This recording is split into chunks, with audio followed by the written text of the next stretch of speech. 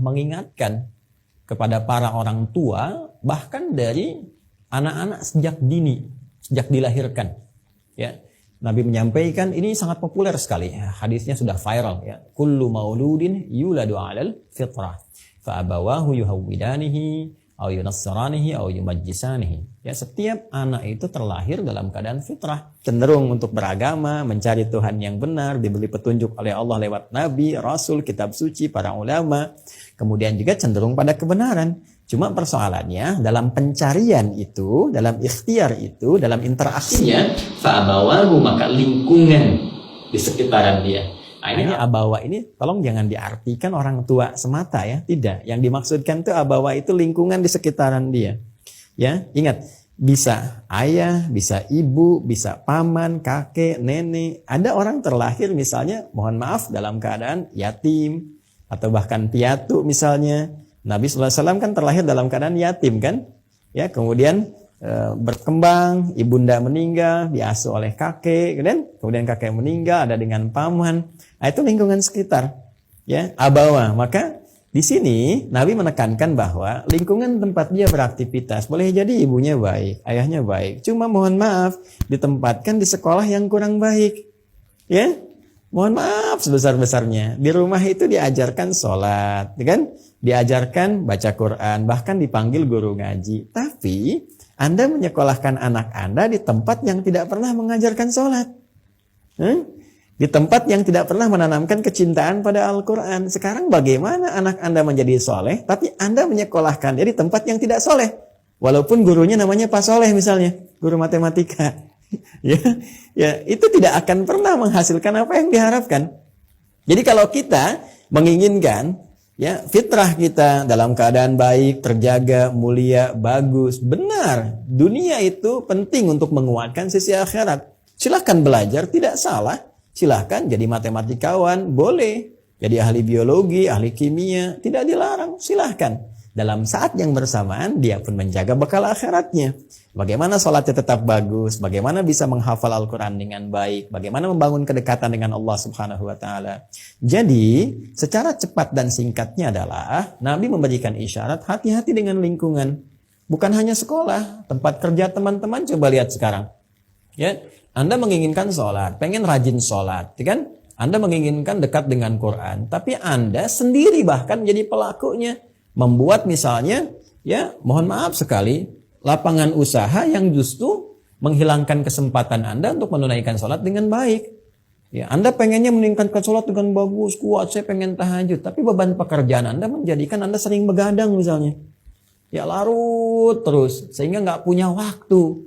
Terkikis waktunya, tereduksi waktunya untuk menunaikan ibadah-ibadah yang lainnya. Sehingga berpengaruh ya dalam kehidupan. Nggak sempat tilawah Al-Quran, nggak sempat untuk bangun malam. Bahkan yang paling fatal juga nggak sempat perhatian kepada keluarga misalnya. Nggak bisa monitor. Demi apa? Ini lingkungan kan bisa lingkungan pekerjaan, ya bisa pergaulan dan sebagainya. Jadi ini yang paling pokok yang pertama, yang menyebabkan bisa melemahnya kondisi iman atau amal soleh seseorang adalah di lingkungan mana dia beraktivitas. Ini poinnya. Ya, hati-hati. Nah, kemudian lingkungan ini nanti secara spesifik akan dirinci. Khususnya satu, lingkungan yang menghadirkan kemaksiatan, maksiat. Ya. Maksiat itu istilah yang dikhususkan untuk segala hal yang bertentangan dengan ketetapan Allah Subhanahu wa Ta'ala dan Rasul-Nya. Yang paling gampang, segala hal yang tidak disukai, tidak diridhai oleh Allah dan Rasul-Nya. Maka ketika berlawanan dengan itu disebut maksiat namanya. Ya, nah, coba teman-teman lihat di lingkungan mana beraktivitas yang kadang-kadang tanpa sadar ya menghadirkan perangkat-perangkat maksiat. Ya. Mohon izin sekali kita turunkan lingkungan kita berinteraksi ya di sekitaran kita dulu, hadirkan benda-benda, jangan keluar rumah dulu, jangan jauh-jauh dulu. Karena sekarang kan singgungan dengan dunia digitalnya cukup kuat, cukup tinggi. Kalau kita bawa ini, misalnya lingkungan ke lingkungan digital, masuk ke media sosial, ya ke sosial media misalnya. Nah ini, coba teman-teman cek apa yang dilihat, apa yang didengar, apa yang diikuti, ya yang di follow dan sebagainya. Jangan-jangan, mohon maaf sekali, hal-hal yang kemudian diikuti, pekerjaan-pekerjaan, pengaruh-pengaruh dari lingkungan yang sering kali diikuti ini, apalagi dalam bentuk satu, contohnya media sosial saat ini, itu yang mendekatkan kepada maksiat, apa yang Allah nggak suka, Rasul nggak ridha. Sehingga dengan itu, ya terjadi hukum kan saling bertentangan, di fisika juga begitu kan, tidak menyatu. Ya, kan kalau kita ambil, segala hal kan selalu berlawanan. Ya, di Quran surah 51 Az-Zariyat ayat 49, wa min kulli syai'in khalaqna zawjaini la'allakum tadhakkarun. Dan segala hal itu kata Allah, aku ciptakan berpasangan, berlawanan supaya engkau sadar cuma aku yang tidak punya pasangan kata Allah. Yang esa hanya Allah. Maka semua berpasangan. Kita manusia ada laki-laki, perempuan. Binatang misalnya ada jantan, ada betina. Tumbuhan ada benang sari, ada putik misalnya. Demikian ada siang, ada malam. Warna demikian. Sifat, perilaku juga begitu. Secara singkat, ada baik, ada buruk. Dan ini menariknya teman-teman sekalian, ini tidak pernah bisa menyatu. Ya, tidak pernah bisa menyatu. Imma yang kanan itu naik, maka yang kiri akan turun. Kalau kirinya naik, yang kanannya akan turun. Ya, kan formulasi di Al-Qur'annya begitu. Di surat Asy-Syams itu ketika Allah menyampaikan qad aflaha man zakkaha wa qad khaba man dassaha. Jadi kalau yang kanan naik, takwa itu naik, maka ini kiri pasti turun. Ya, yang kiri naik, yang kanan pasti turun. Paling gampangnya, yang ini soleh, yang ini salah. Yang ini taat, yang ini maksiat. Kalau seseorang mengerjakan ketaatan, soleh, pasti salah akan turun. Kalau terbiasa baik, yang jelek akan turun. Saleh naik, salah turun. Salah naik, saleh turun. Jelas ya? Nah ini teman-teman sekalian.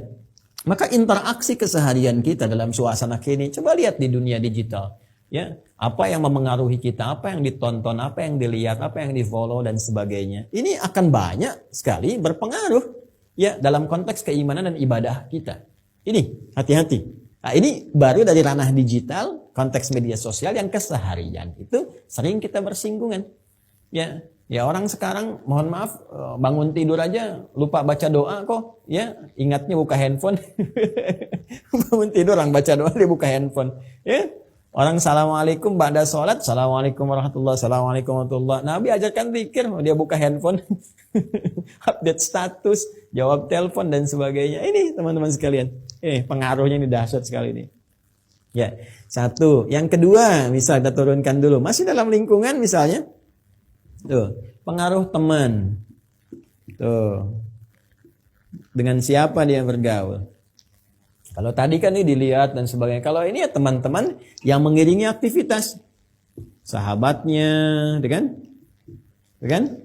Baik teman-teman yang ada di kantornya, atau bahkan di rumahnya sendiri, ya, di rumah teman hidupnya, ya, suami dengan istri dengan suami. Ini sangat berpengaruh. Sangat berpengaruh.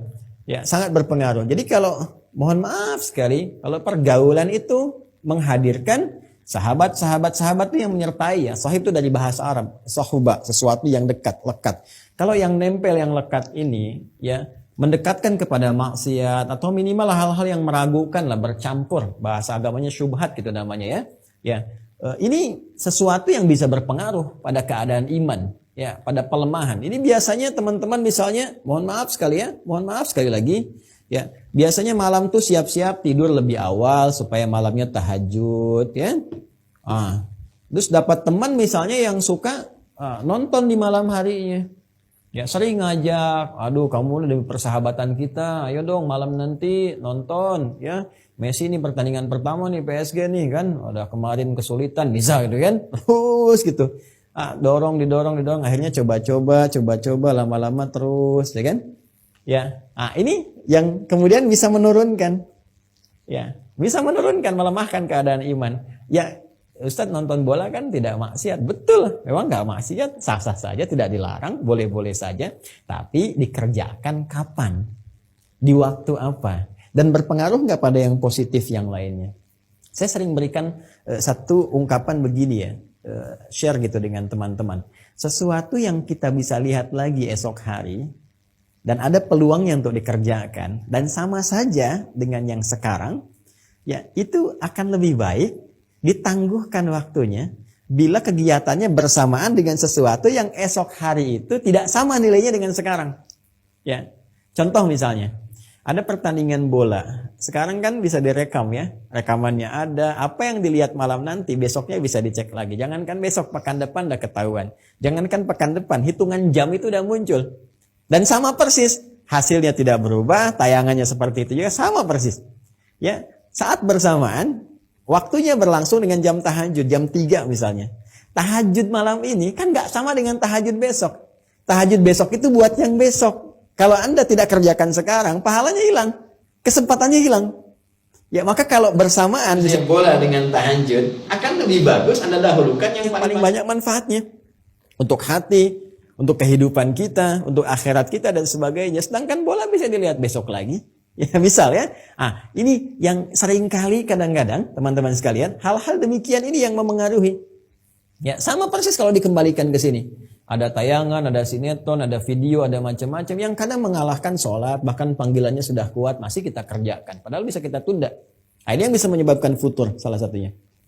Ya, sudah ini lingkungan, maksiat, contohnya media sosial yang sekarang kita berinteraksi banyak dengan itu. Kemudian teman, ya lingkungan sekitaran kita.